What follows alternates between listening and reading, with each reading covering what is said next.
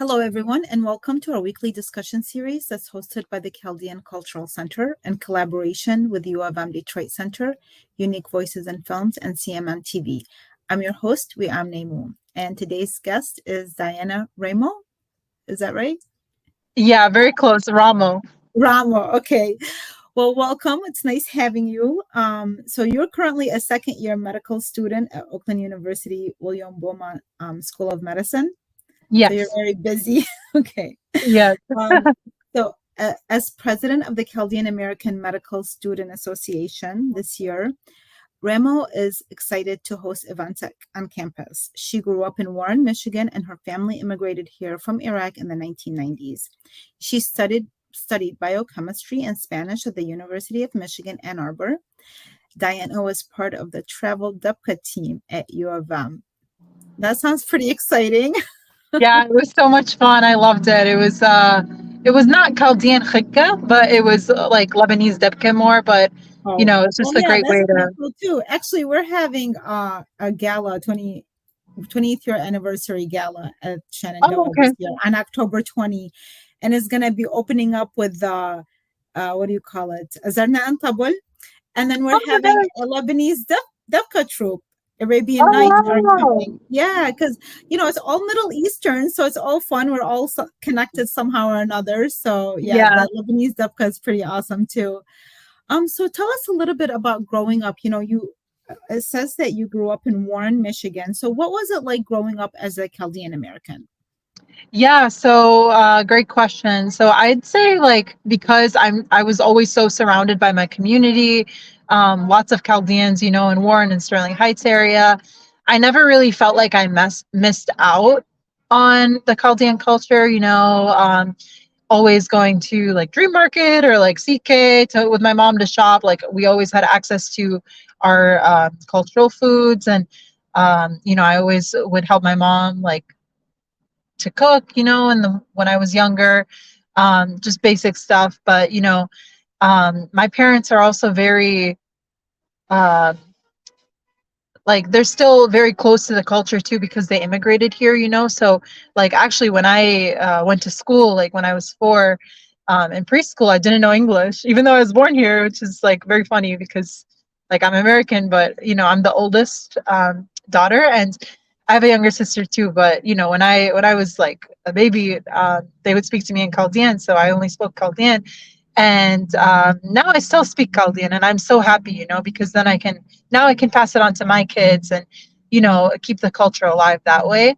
Um, my parents have always been like super supportive of me too, and I really love that about our culture and Middle Eastern culture in general. I know like parents are always so, especially the ones that immigrated here from Iraq, they're so supportive of their children pursuing higher education.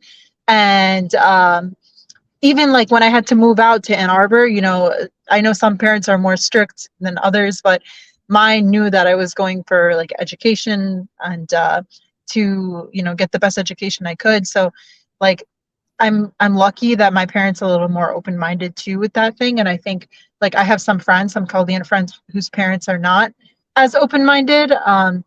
But I think that that's also a good thing because then you keep like your tradition alive and it just yeah, the way that they raised us, I'm really glad to be raised in that way. Yeah, I once had somebody ask me when my daughter was very little, she's 17 now, and they said, well, you know, uh, um, don't you think that you're going to be raising your daughter different like than how your mom raised you? Because my mom came from back home. And I said, Mhm. I don't know that I would um, do it that differently. I know having the education that I got, and I worked outside the house, and my mom didn't, but there were some values that she taught that you can't learn in any school. And those are Yeah, the things that I know that I'm going to continue with my daughter. Plus, if I turned out like this and I see a lot of our community members, just be focused on family and education. And so anyway, regarding you not knowing English when you got to school, it reminded me, I just interviewed one of our founders. So we are celebrating as aside from our 20th anniversary, but also we're celebrating our founders. And one of them, Josephine Sarafa, She just told a similar story to yours, but she was born in the early 40s and in the United States. She's Chaldean. She said, I went to school and I didn't know any English. And so what she did when the teacher would give instructions, she said, if the students started drawing a circle, I would draw a circle. If they wrote a certain letter, I would write it. She said, I didn't know. And then she wanted to ask for water and she didn't know. She knew the word Maya, but she didn't know what it Yeah, was in yeah, English. And she said they couldn't understand me. And it's interesting because she's in her mid 80s. And I'm yeah, thinking, fast forward 80 years later, because she was like, what, 5 years old? And, or 60, obviously, before when you were younger. But there's still people having similar experiences. It's very interesting. yeah. That is very interesting. I remember a similar a similar situation happened to me. I was so frustrated. I was like 4, and I asked the teacher, "Ibizari el hammam."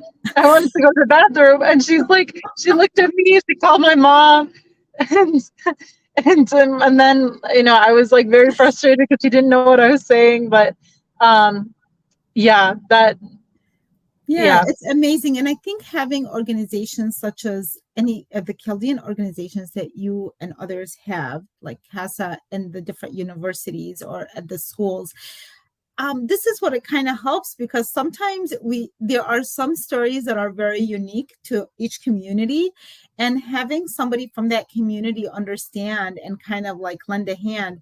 So what she had said is because she was one of the younger ones that actually later she became a teacher. She was one of, mm, well, she says that she was the first Chaldean to go to college. And because of being aware of the different cultures and understanding them, she was helping the teachers understand how to handle Chaldean mm. students, especially, she said, the boys.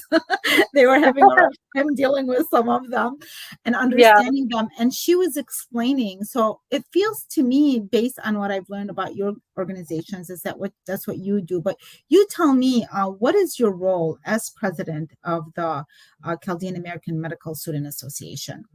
Yeah, so I just took on this role like in August of this year. And basically, I work with the rest of the board. So, our treasurer, secretary, um, liaison between the Chaldean Health Association. So, we all work together to plan events for the medical students to just learn more about our culture. And by the way, the events are open to anyone, not just Chaldean students. So, we actually we hope to see more people show up that are not Chaldean as well, just so that they can learn more about our culture. We also have a lot of events that involve networking of like with Chaldean health professionals. So I don't know if I'm sure the CAAHP. We actually volunteer at a lot of their health fairs. So we have medical students go and kind of help set up and also like interact with the doctors there.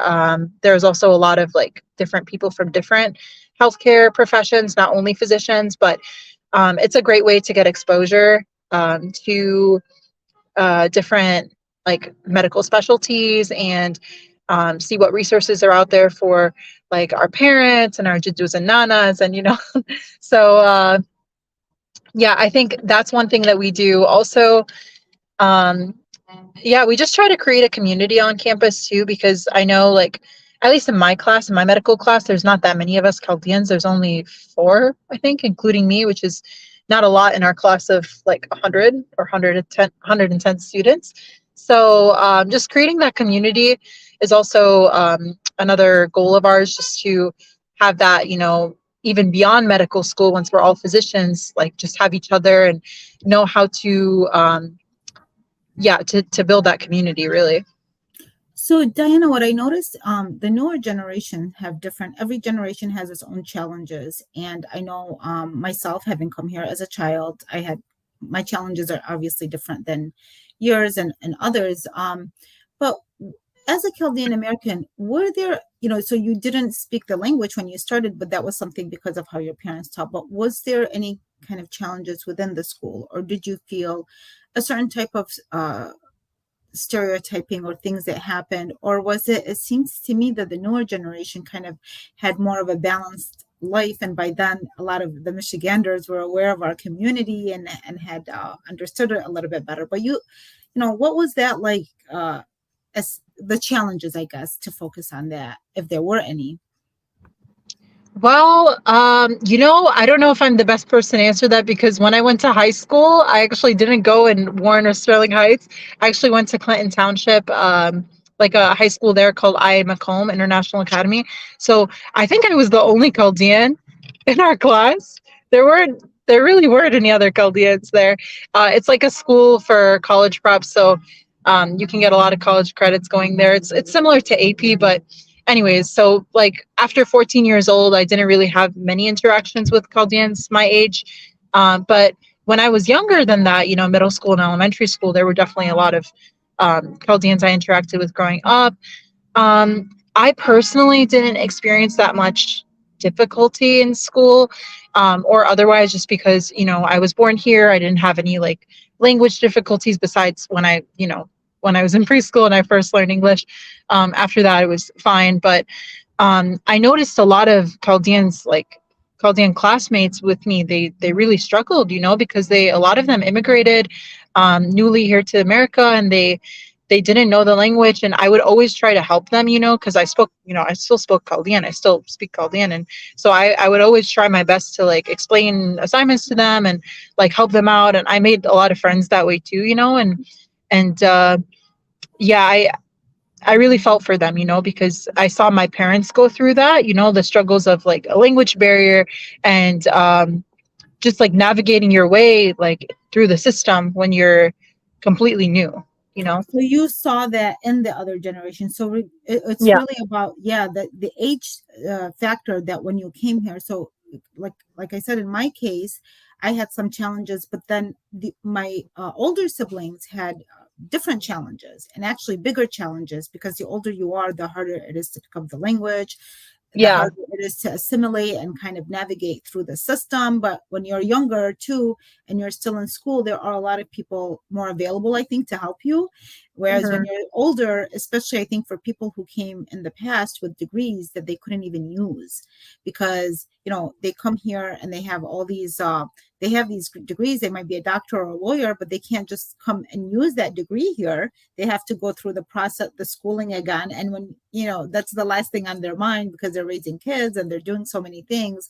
So it's really is a different experience. And we're very lucky to have people like yourselves and organizations like yours who are being there and offering support, and also acquainting, now I think most people, especially in Michigan, they know about Chaldeans. They have a neighbor who's a Chaldean. And I think one of the things that's interesting about our community, what I try to help bring awareness to, whether when giving a tour or a presentation, is that, what's oftentimes forgotten, it's the cradle of civilization. The history that stemmed from that region, it has influenced the whole entire world. So really, it's Yeah. not just about us as a community, but if they were to look at the history, they would see, I mean, writing was invented there. So many firsts, were invented there, partly because they were such a sophisticated civilization, but they wrote everything down, and there's still so much evidence of the artifacts and such. So Hmm. I think it's important as Chaldeans to kind of, or anybody from Iraq or any region, who every region has a rich history, including the United States. And, we honor that by Native Americans sharing so much of their stories with us. But the Chaldeans, I think, because of the fact that there has been so much war in that region, um, unfortunately, some of the stories, some of its richness gets buried underneath that. And then young people such as yourself, you have the opportunity to share what our community is about, but really just to touch base also, like, this history belongs to everybody. It's not just reserved for us. So, Hmm. but I want to learn more about your DEPCA travel. Now, where did you Yeah. travel to? Where did you travel to? And what did the DEPCA consist of? And what was it like also? The other thing is that being Chaldean, knowing who you are is wonderful, but we are a part of a bigger universe and a bigger region, which incorporates the Middle East. So I think that's wonderful that you got involved in something outside of just what our heritage is. Tell us what that felt like and how it felt traveling with your troop. Yeah, so I actually had so much fun traveling with my troop. It was an all girls DEPCA troop. I did it during my senior year at U of M in Arbor. So they actually had a lot of different like troops that you could get involved in. And the year before I did the travel team, I actually did just the one at the university with all girls again. But my last year, I decided to do something a little more like advanced and a little more like involved, you know. So I did the travel group with I think it was six other girls, six or seven, and most of them were like Lebanese. So we learned the Lebanese style because it was all like student led. So we were choreographed by another student in my class, and she was really good and very passionate about Debke. So we would like learn all the basic steps and then you know put them together and learn like a couple of different dances all like within one performance. So we would have like be like 3 4 minutes performance, but it was very fun. We didn't it was all I think it was all Lebanese style. We traveled to Dearborn a couple times for like cult I think it was I can't remember the name of the event exactly. It might have been Palestinian culture night or Middle Eastern culture night. I'm not sure. Something by the Arab American Cultural Center. I think they hosted it, but we went there 2 times. Um, the team also went to Chicago, and I think that was also 2 times. But I didn't go with them to Chicago because I actually had COVID, so I had to miss that, and they had to like rearrange the the dance because when you're missing someone, like the choreography completely changes. So yeah, but it was great. We performed on campus as well in Ann Arbor for a lot of cultural events. We never did like competition. It was mostly just performance and like spreading the culture. I remember one time we did have well, actually, we would do this every year, but I was only involved in it like my last year because I was on the travel team. So ISA at U of M, which is the Iraqi Student Association, I was on the board for that as treasurer, and we would do like a chai and chobi night, which chobi is it's the national Iraqi dance. So I think the whole board we were all Iraqi girls, but I was the only Chaldean. The others were like Arab and uh, Sabbi. I don't know, something Yeah, else. it is a But sub. Yeah. Uh-huh. yeah, yeah. And so I learned Chobi from her, from one of the Arab girls, and then I taught them Bagia, and we did that. Like we did like a dance, a different dance, like separate from the travel team, at the Chai and Chobi night. And we did the Chobi, we did the Bagia, and I taught them all Bagia. They're all like Arabs, and like they all Wait, know how to do it is now. Ty So and Chobi still around? yeah, yeah, I think they do it every year. It's like the Oh my biggest gosh, event. we would have like totally involved them into our, because it's amazing when one of the reasons I love doing these interviews or connecting with people is there's never a time where I don't end up learning something new. And I'm Mhm. like, wait a minute, chai and chobi, that would have been something that I think we would have liked to bring to our gala night, because we were trying to Yeah, find something ethnic, from our heritage, and whether it was Chaldean or even Iraqi and Middle East, whatever it was, But this, I even love the title, Chai and Chobi. yeah, yeah. It's so Very fun. Like, creative. what was that? It's very creative. Yeah, yeah. We would always try to, get as many people on campus to come. It's such a big event. I think like we probably had like 100 people turnout or something. Like we got so much food from Ishtar, um, like sweets, everything. So Very. how do you feel that, between the work that you do, first of all, what got you involved in the medical field? I wanted to ask you that before this other question that popped in my mind. But what got you involved in that? Yeah, so I would say actually, funny enough, I feel like me being so close to my culture and like helping my parents through like doctor's appointments growing up, and like seeing how what barriers they face to their like healthcare growing up, because of them immigrating here. I just wanted to like give back to the community by being a doctor that patients can really like trust and relate to, and really confide in. And I've always loved science too. Like I've always loved biology, human anatomy. And I think it's so beautiful to like learn about medicine. It's like such a blessing, because the number one thing that we have is our health that God blessed us with. And it's just being able to work as an expert in the field of medicine as a physician, I feel like that's going to be the biggest way that I could give back both to my community and to like all other people who come to see me, and that's actually one of the reasons why I learned Spanish when I was in undergrad. It was another major of mine besides biochemistry. I just really wanted to be like culturally competent, because Michigan is such a diverse state. It's, you have Chaldeans, you have Arabs, you have like Hispanic people, everyone, like just a mix of people. Really America in general, but Michigan is very diverse. So I feel like just that combination of my passion for medicine and for helping people with that face struggles, like my parents did, I think that was what motivated me. Wonderful. I mean, it's very impressive. Honestly, it's very touching to hear you say that.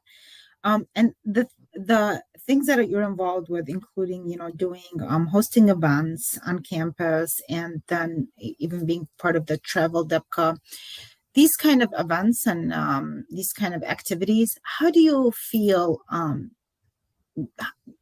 think they help in regards to dispelling maybe stereotypes or misconceptions about the communities, not just the Chaldeans, but in the Middle Eastern in general? But how do they help do that? And how do they help form, I guess, open communication, form friendships and open communications and dispel some stereotypes? Yeah, so I think that's a great question.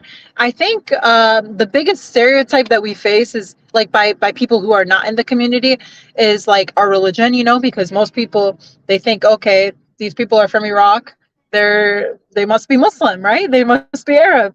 But we like to, especially in like our mass meetings in the beginning of the year, our intro meeting, we like to just tell everyone like who Chaldeans are, where we're from, a little bit about our history and our own like religion and language and how we are interconnected, with the rest of the Middle East, but we also have our own culture and our own history, and like we have some differences.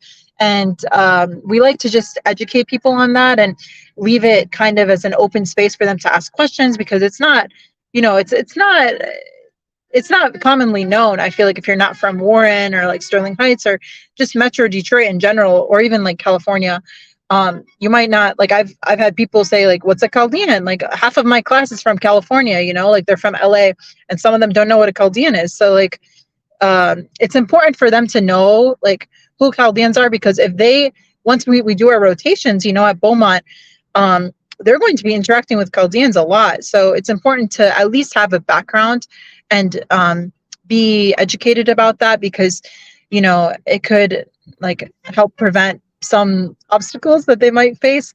And so I think that that's a really great thing that our organization tries to do, is just try to like answer any questions and make it like an open space for people to ask their questions and learn. Yeah, I think that's wonderful. What you're saying really is that you're honoring the uniqueness of your community, of your heritage, but we have so many similarities because having come from the Middle East, from an Arabic country, but there's also some things that as indigenous people who have held on to the language, to certain traditions, and who have gone through quite a bit.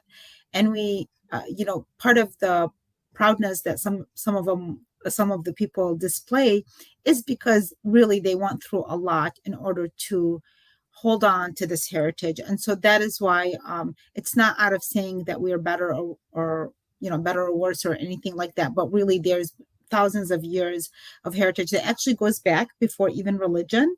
And this is why we like to share who the Chaldeans are. It's not sometimes easy to survive so many obstacles and many of the things and the oppressions that we have gone through. So we're very proud when we have youth such as yourselves that are going about and embracing your American culture and living your life, which this is what we came here so that our children, and this is why our parents brought us here, so we can live and enjoy the American lifestyle. But at the same time, you're honoring your heritage in such a beautiful way, and at the same time being open to everybody. So you guys are really great examples. I interviewed, when I say you guys, it's because I interviewed some people earlier in the month from CASA, and they gave this same wonderful vibe that you're giving right now. Very proud of you guys. Thank you so much, and thank you for hosting the interview. Honestly, it's so nice to talk about what we've done and how we're making an impact on the community, because it's just a reminder about how important these things are. And we only have a couple of minutes left, so I don't know if you want to leave with any last words before we leave. Like maybe a message that you want to give our youths, and or whatever else you'd like to say. Stay in school and yeah, just do what you're passionate about. If it involves the Chaldean culture, then amazing. And if not, just do whatever it makes you passionate. Yeah, thank you for saying that. Yeah, because not everybody has to go. I know for our community, the medical field, the law, everything, that's very popular. But you know what? Just follow your dreams, follow your passion. And that's all you need to do. So thank you so much, Diana, for making the time. I know you have a very busy schedule. We loved hearing your story. So thank you for joining us. And thank you, everybody, for watching. Have a wonderful day. Thank you. Bye-bye. Bye.